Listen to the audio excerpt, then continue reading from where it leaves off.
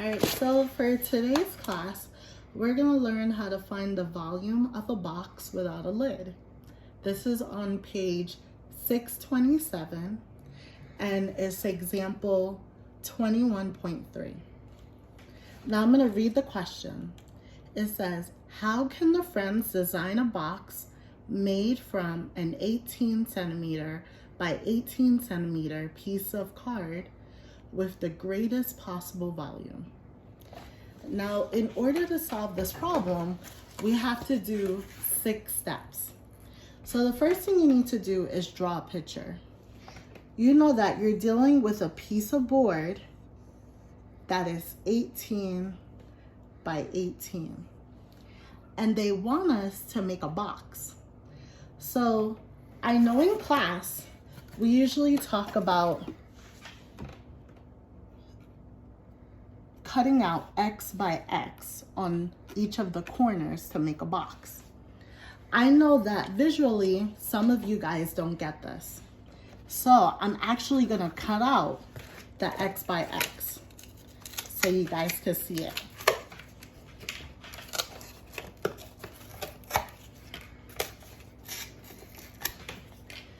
Now, by cutting out the corners,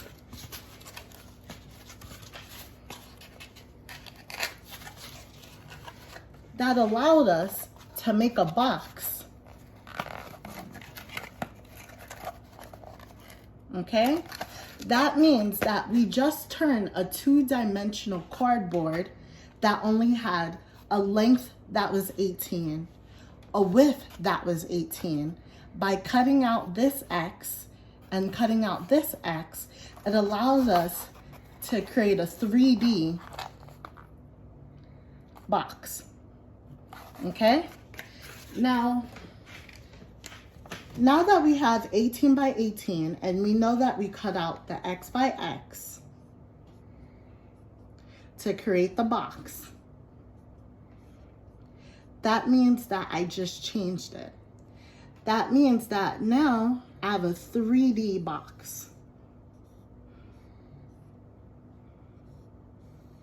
That means that now this length that used to be 18, I'm gonna subtract this X and this X. So it becomes 18 minus 2X. Now the width, which is 18, I'm gonna cut out this X and this X. So it becomes 18 minus 2X. And now that I have a box, now this side here is just gonna be X. So step 1, draw a picture so that you understand what you're doing, okay? Now step 2, I'm gonna write an equation. I know that volume means length times width times height. I know that my length is 18 minus 2X. I know that my width is 18 minus 2X. And I know that my height is just X. Okay? So step 2, write an equation. Now that I have my equation, I'm gonna move on to step number 3.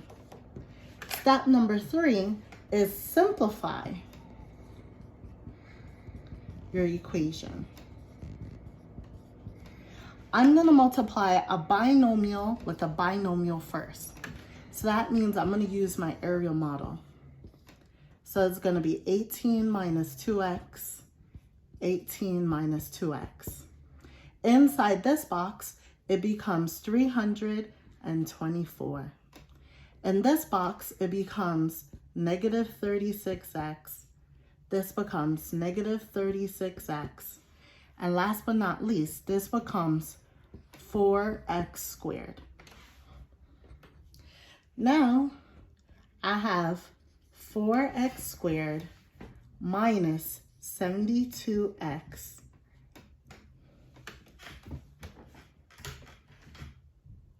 plus 324. Now, I'm not going to forget this x on the outside is where I'm going to distribute inside this parentheses. And it becomes 4x cubed minus 72x squared plus 324x. Now, remember what I said. This is going to take 6 steps. So step number 4, once I found my equation, I have to do the derivative.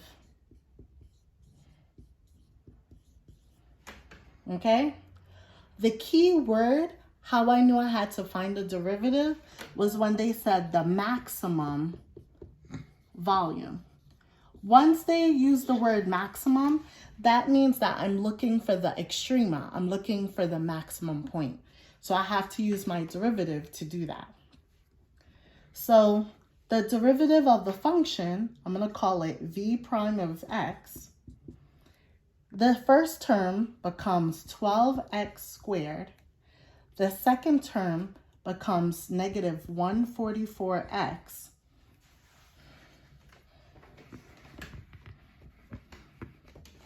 And then the third term becomes plus 324.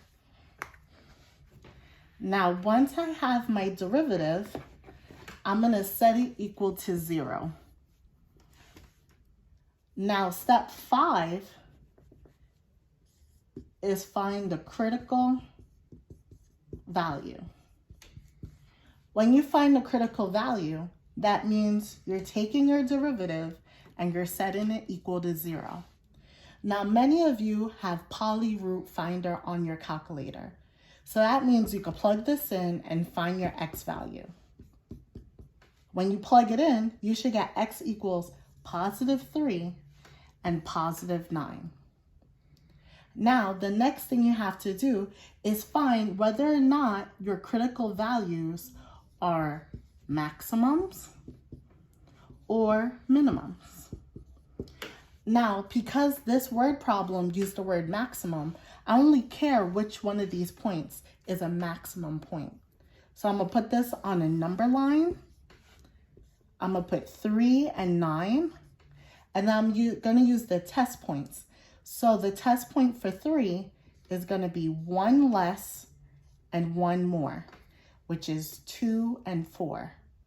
And I'm going to use the test points for 9, which is 1 less and 1 more, which is 8 and 10. Once I plug these points into the function, and that's going to be the last thing I do. So plug in test points.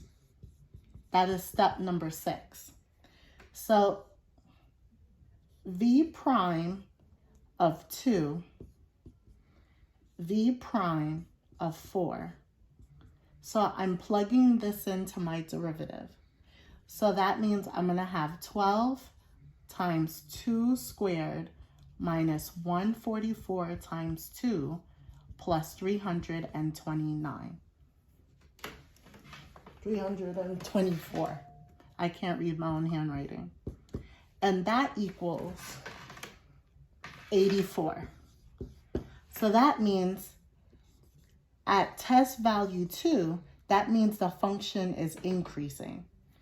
Now, when I plug in the test value for 4,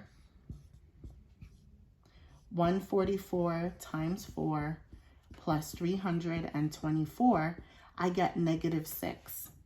That means at test point 4, the function is decreasing. Now, I don't even have to do this point because automatically I know that when it goes from positive to negative, that 3 is a maximum point. That means that it's increasing and then is decreasing. That means that 3 is my maximum point. But that doesn't give me the volume. The volume is what y when x is 3. So that means into my original function. My original function was 4x cubed minus 72x squared plus 324x, I gotta plug in the value of 3.